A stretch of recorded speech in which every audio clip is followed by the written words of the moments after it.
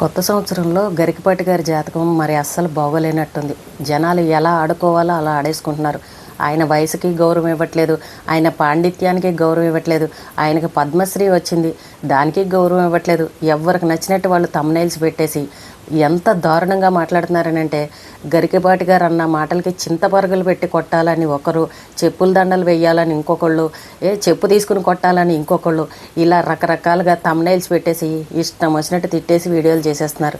కానీ అసలు ఆయన ఏ ఉద్దేశంతో అన్నారో ఇంతవరకు మనకు ఎవరికి కూడా అర్థం కాలేదు. ఆయన ఏంటంటే పాతకాలం మనిషి, ఆయన కాలంలో ఇలాంటివి ఏమీ లేవు కాబట్టి ఎక్కువగా మేము చదువు మీదే దృష్టి పెట్టామన్న ఆలోచనతోటి ఆయన చెప్పారని నాకైతే అనిపించింది. ఎందుకంటే ఈ ఫుడ్ మీదే ఎక్కువ దృష్టి పెడుతున్నారు, పిల్లలు ఎలా చదువుతున్నారు, పిల్లలకి మనం ఏం చెప్తున్నాము, ఇలాంటి విషయాల గురించి ఎక్కువ గమనించట్లేదన్న ఆలోచనతోటి ఏమైనా ఇలా చెప్పారా అని మళ్ళీ నాకు కూడా అనిపించింది. గరికపాటి గారికి సపోర్ట్గా ఒక 20% మాట్లాడుతున్నారని అనుకున్నాం. కానీ ఒక 1000 కామెంట్లు వచ్చాయని అంటే 500 కామెంట్లు గరికపాటి గారికి సపోర్ట్గానే మాట్లాడారు. ఆయన చెప్పిన దాంట్లో తప్పే ఉంది, జాగ్రత్తగా అర్థం చేసుకుంటే మీకు అర్థం అవుతుంది, మీరెవరు అర్థం చేసుకోలేకపోతున్నారని చాలామంది ఇలా కామెంట్లు పెట్టిన వాళ్ళు కూడా ఉన్నారు. పెద్ద పెద్ద వాళ్ళే ఉన్నారు ఇందులో. కానీ ఇక్కడ ఏంటంటే చిన్న తప్పు చేసామనుకోండి, రోడ్డు మీద కుక్క కూడా మనం లోకు కట్టేస్తుంది అనమాట. అలా అయిపోయింది ఈ రోజున ఆయన పరిస్థితి. 99 మంచి పనులు చేసి ఒకే ఒక్కటి 100వ పని మనం కొంచెం ఏదైనా పొరపాటు చేయడమో, పొరపాటు మాట్లాడడమో, చిన్న తప్పు ఏదైనా చేసామనుకోండి, ఈ 99 మంచి పనుల గురించి పక్కన పెట్టేసి ఆ ఒక్క పని గురించే మాట్లాడతారనమాట. నువ్వు ఇలా చేసావు, నువ్వు ఇలా చేసావని కాకుల్లాగా పొడి చేస్తారనమాట. కానీ ఆయనకున్న పాండిత్యం కానీ, ఆయనకున్న పరిజ్ఞానం ముందు, ఆయనకు వచ్చిన శ్లోకాల ముందు మనం ఎందుకన్నా పనికొస్తామండి. అని ఆయన చెప్పిన ప్రవచనాల వల్ల ఎంతోమంది బాగుపడ్డ వాళ్ళు కూడా ఉన్నారు. గరికపాటి గారు కానీ, చాగంటి గారు కానీ నిజంగా 2 తెలుగు రాష్ట్రాలకి 2 కళ్ళు లాంటి వాళ్ళు అని చెప్పాలి. ఈ రోజున మాట ఎందుకు అంటున్నాను అంటే, ఆయన ప్రవచనాలు మానేస్తారు ఇంకా అన్న న్యూస్ సోషల్ మీడియాలో వస్తుంది. అది నిజమో కాదో ఇంకా క్లారిటీ తెలీదు. చాలా బాధగా అనిపించింది. ఎందుకంటే ఆయన ఎన్నో మంచి విషయాలు చెప్పారు. ఒక మనిషి చెప్పిన మాట వల్ల మన జీవితాలు బాగుపడ్డాయని అంటే ఆ మనిషికి మనం ఎంతో గౌరవం ఇవ్వాలి. ఇప్పుడు చూడండి, రాజకీయ నాయకులు అసెంబ్లీలోనే అడ్డమైన మాటలు మాట్లాడారు. ఏ చెప్పుల దండలు వేశారు, ఏ చింతపరగలు పెట్టి కొట్టారు, వాళ్ళకి ఏ ఉరి శిక్షలు వేశారు, ఇలాంటివి ఏమన్నా జరిగాయా? మరి అంత పెద్ద ఓట్లు వేసి గెలిపించుకున్న రాజకీయ నాయకులే అడ్డమైన పనులు చేస్తున్నారు ఆడవాళ్ళ విషయంలో. అలాంటివన్నీ మనం సోషల్ మీడియాలో చూసాం. ఎవరన్నా ఏమన్నా చేయగలిగారా? ఈయన అంత పెద్ద నేరం ఏం చేశారని ఈ రోజున అందరూ కూడా ఆయన ఇష్టం వచ్చినట్టు మాట్లాడేస్తున్నారు. ఆయన వయసులో పెద్ద ఆయనకి ఏవో ఒకటి అనారోగ్య సమస్యలు ఏవో ఒకటి ఉంటాయి. ఈ వయసులో ఆయన్ని బాధ పెట్టడం ఎందుకులే అని కూడా కొంచెం కూడా ఆలోచించకుండా ఎవరికి నచ్చినట్టు వాళ్ళు థంబ్నెయిల్స్ పెట్టేసి వీడియోలు చేసేస్తున్నారు. దొరికిందే సంద్రాన అన్నట్టు ఈయన మాజీ భార్య ఎవరైతే ఉన్నారో కామేశ్వరి గారు, ఆవిడ కూడా ఈ రోజున బయటకు వచ్చి ఈయన గురించి ఇష్టం వచ్చినట్టు వీడియోలు చేసి మాట్లాడుతుంది. గతంలో చెప్పింది ఆవిడ వీడియోలు చేసింది అందరికీ తెలిసింది. దానివల్ల ఏం ఉపయోగం ఉంది? లాస్ట్కి ఏమైంది? ఆయన నోటీసులు పంపించారు, కేసులు పెడతానని అనగానే సైలెంట్గా నోరు మూసుకుని కూర్చుంది. మళ్ళీ ఈ రోజున వచ్చి ఇష్టం వచ్చినట్టు మాట్లాడుతుంది. నిజంగా ఆవిడకి పిల్లల మీద ప్రేమ ఉంటే కనుక ఈ రోజున ఇలా బయటకు వచ్చి మాట్లాడరు. ఇన్ని సంవత్సరాల తర్వాత వచ్చి సోషల్ మీడియా ఉందని ఆవిడ పర్సనల్ విషయాలన్నీ మనకొచ్చి చెప్పుకోవడం, చూసారా ఈయన బుద్ధి మీకు అర్థమైందా, వీడు ఎటువంటి వాడు అర్థమైందా అని మళ్ళీ పాత స్టోరీలే చెప్పుకుంటూ రావడం, ఇదైతే కరెక్ట్ కాదు అనిపించింది. ఏదైనా మంచితనంతో గెలుచుకోవాలి, ప్రేమతో గెలుచుకోవాలి. కానీ ఇలా సంసారాలని, కాపురాలని రోడ్ల మీద పెట్టుకుంటే దానివల్ల ఏమీ ఉపయోగం ఉండదు. ఇంకా విరోధాలు పెరుగుతాయి తప్ప ప్రేమలు అనేవి అస్సలు పుట్టవు.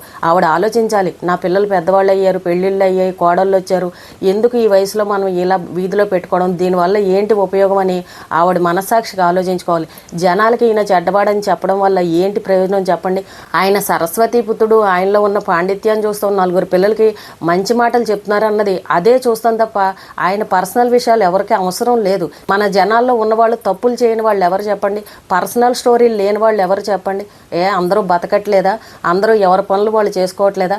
వయసులో ఉన్నప్పుడు ఏదో తప్పులు చేశారని ఇంకా జీవితకాలం చచ్చేంత వరకు కూడా ఈ రకంగా పరుగులు తీసి సాధించడం అది ఎంతవరకు కరెక్టు? తప్పు చేసిన వాడిని ఇంకా వాడి జీవితంలో దేనికి పనికిరారని వాడిని ఇష్టం వచ్చినట్టు నుంచోబెట్టి ఇలా నానా అడ్డమైన మాటలు మాట్లాడతారా? ఎవరు కరెక్ట్ అయిన వాళ్ళు, ఎవరు శుద్ధపోసలు చెప్పండి? ఈ రోజున ఏంటంటే చింతపరగలు పెట్టి కొట్టేస్తాం, చెప్పు తీసుకుని కొట్టేస్తామని ఇలాంటి పదాలు వాడి మరి ఈ రోజున ఆయన తిడుతున్నారు అని అంటే అంత పెద్ద నేరం ఏం చేశారని. ఆయన మనసులో ఏ ఆలోచనతో చెప్పారనేది మనకెవరికి క్లారిటీ లేదు. ఏదైనా ప్రశ్నించడానికి దానికి ఒక పద్ధతి అనేది ఉంది, ఒక లిమిట్ అనేది ఉంది. మనం ఎంతవరకు అడగాలో ఎంతవరకు మాట్లాడాలో అంతవరకే మాట్లాడాలి. ఇప్పుడు ఆయన అన్న మాటల కంటే ఈ జనాలనే మాటలే చాలా అసభ్యకరంగా ఉన్నాయి. 99 మంచి పనుల్ని పక్కకు పడేశారు. ఒక్క తప్పును పట్టుకొని ఇష్టం వచ్చినట్టు ఎలా జాడించాలో అలా జాడిచ్చేస్తున్నారు. ఇప్పుడు ఆయన ప్రవచనం చెప్పడం మానేస్తామని అంటున్నారు. సరే, ఆయన మానేస్తారా లేదా అనేది ఆయన సొంత విషయం కాబట్టి ఒకవేళ మానేశారే అనుకోండి, ఆయన చెప్పిన మాటలు విని బాగుపడిన వాళ్ళు ఉన్నారు. ఎంతోమంది జీవితాలు మంచి మార్గంలోకి వెళ్ళాయి. ఈ రోజున చూడండి, ఏదైనా పండగ వచ్చిన వారాల టైంలో గుడులకు వెళ్ళినా ఎక్కువ మంది యూత్ పిల్లలే కనబడుతున్నారు. ఎందుకు అని అంటే ఈ చాగంటి గారు చెప్పే మాటలే కావచ్చు, గరికపాటి గారు చెప్పే మాటల వల్లే కావచ్చు, ఆ యూత్ పిల్లల్లో ఒక భక్తి మార్గం అనేది వచ్చింది. ఈ రోజున చూడండి, స్వామి మాల వేసుకునే వాళ్లే కావచ్చు, శివ దీక్షలు తీసుకునే వాళ్లే కావచ్చు, దుర్గామాత అమ్మవారి దీక్షలు తీసుకునే వాళ్లే కావచ్చు, చాలా మంది పెరిగారు. ఎందువల్ల పెరిగారు? ఈ చాగంటి గారు, గరికపాటి గారు చెప్పే మాటల వల్ల వాళ్ళలో ఒక రకమైన భక్తి అనేది ఏర్పడింది. వాళ్ళు చెప్పిన మాటలు వాళ్ళ పిల్లలు బుర్రకెక్కించుకొని భగవంతుడిని నమ్ముకోవాలి, అమ్మవారు మనల్ని కరుణిస్తుందని ఎన్నో మంచి విషయాలు పిల్లలు నేర్చుకుంటున్నారు. ఇంట్లో అమ్మా నాన్న చెప్తే పిల్లలు ఎవరు కూడా వినరు. ఇలాంటి వాళ్ళు చెప్తేనే పిల్లలు ఈ రోజున వింటున్నారు. అలాంటి మంచి ప్రవచనకర్తని ఈ రోజున ఈ రకంగా మనం ఇష్టం వచ్చినట్టు మాట్లాడుతున్నామనంటే ఆయనలో ఉన్న మంచిని మనం ఎవరం కూడా గుర్తించట్లేదు.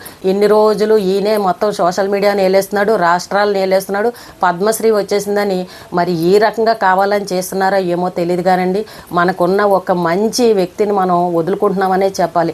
ఇలా సోషల్ మీడియాలో ఆయన మీద నెగిటివ్గా ప్రచారం చేయడం వల్ల ఆయనకి మానసికంగా బాధ అనిపించవచ్చు. చిచ్చి, ఇలాంటి విషయాల జోలికి వెళ్ళకూడదు, ఇక నుంచి నేను ప్రవచనాలు మానేయాలని ఆలోచన ఆయన కనుక వచ్చిందనుకోండి, నష్టపోయేది ఎవరు?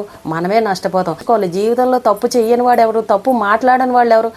ఇంతకంటే దరిద్రమైన చండాలమైన మాటలు మాట్లాడిన వాళ్ళు ఎంతమంది లేరు చెప్పండి? రాజకీయ నాయకుల్లోనే ఉన్నారు చండాలమైన తప్పులు చేసిన వాళ్ళు. అయినా ఎవరన్నా చింతపరగలు పుచ్చు కొట్టారా? చెప్పుల దండలు వేశారా? చెప్పు తీసుకుని కొట్టారా? అలాంటి వాళ్ళని ఏమీ చేయలేరు. లోకుగా దొరికాడు కదా అని చెప్పేసి, ఏదో ముసలోడు దొరికాడు కదా ఇంకా వాయిగొట్టు వదిలేద్దాం, అందరూ తిడుతున్నారు మనము తిడదాం అని అన్నట్టు ఇదే ధోరణిలో ఆలోచించి ఇష్టం వచ్చినట్టు తిడుతున్నారు. ఆయన మాట్లాడిన మాటలు తప్పే కావచ్చు, కానీ ఆయన ఏ ఉద్దేశంతో అన్నారో అది కూడా ఆయన వచ్చి బయటకు వచ్చి క్లారిటీగా చెప్పుకుంటే ఈ సమస్య పరిష్కారం అయ్యేదేమో అని అనిపించింది. ఆయన ఇన్ని రోజులు పిల్లలకి చెప్పిన మంచి మాటలన్నీ పక్కకు పోయి మనం ఎన్నో నేర్చుకున్నాం ఆయన చెప్పిన మాటల్లో. చాగంటి గారు కూడా ఎన్నో మంచి మంచి విషయాలు చెప్పారు. అవన్నీ మనం తెలుసుకోలేదా అండి?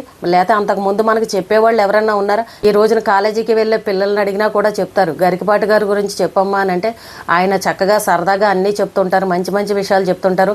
ఆయన అంటే మాకు ఇష్టమని ఇలా చెప్పేవాళ్ళు కూడా ఉంటారు. ఆయన సరదాగా జోకులు వేసుకుంటూ పిల్లలకు అర్థమయ్యే విధంగా, పిల్లలు ఇష్టపడే విధంగా ఆయన పద్ధతి ఆ రకంగా ఉంటుంది. ఏ విషయం చెప్పినా సరే ఆయన పద్ధతి అదొక రకంగా ఉంటుంది. ఆయన మాటలు విన్నామనంటే ఖచ్చితంగా కడుపుబ్బి నవ్వాల్సిందే. సోషల్ మీడియాలో స్టేటస్లు పెట్టుకుంటూ ఉంటారు, ఆయన డైలాగులన్నీ మళ్ళీ వీడియోలు చేసుకుంటూ ఉంటారు. ఇవన్నీ మనం చూస్తాం.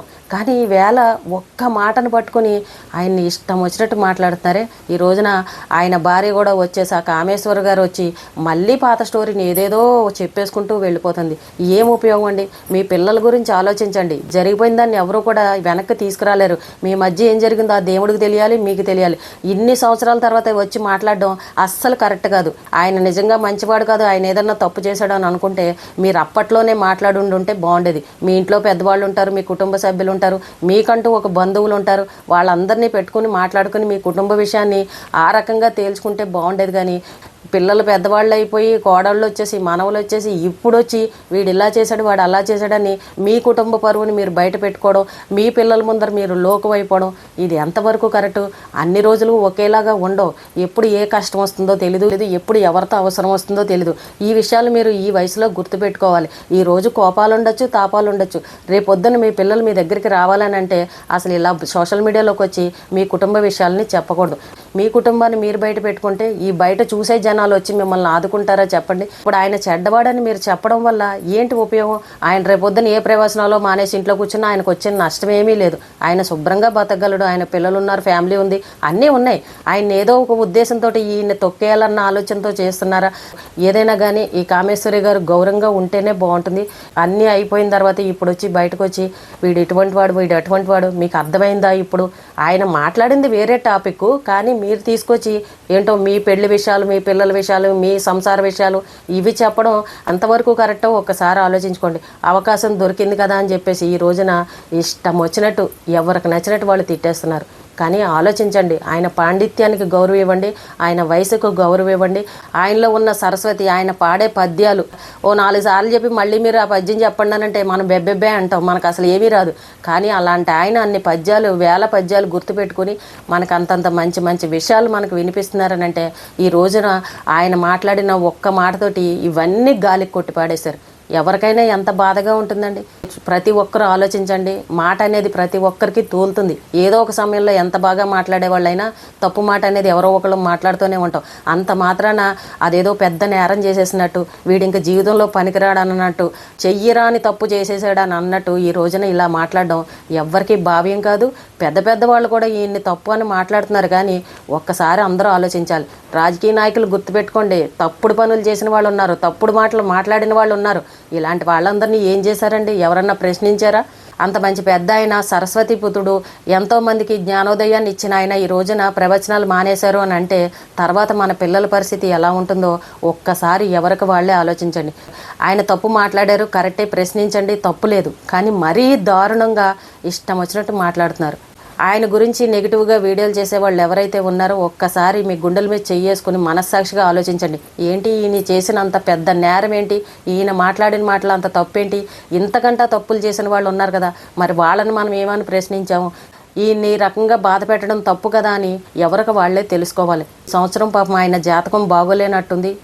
వేణుస్వామి గారు కూడా చెప్తున్నారు, పెద్ద పెద్ద రాజకీయ నాయకులు కానీ ఎవరైనా సరే రామ అన్నా సరే అది బూతు మాటలాగానే వినబడుతుంది. ఈ సోషల్ మీడియా ఎవరి మీద నెగిటివ్గా ప్రచారం చేస్తుందో తెలీదు. అందరూ కూడా జాగ్రత్తగా ఉండండి, మాటని జాగ్రత్తగా మాట్లాడండి.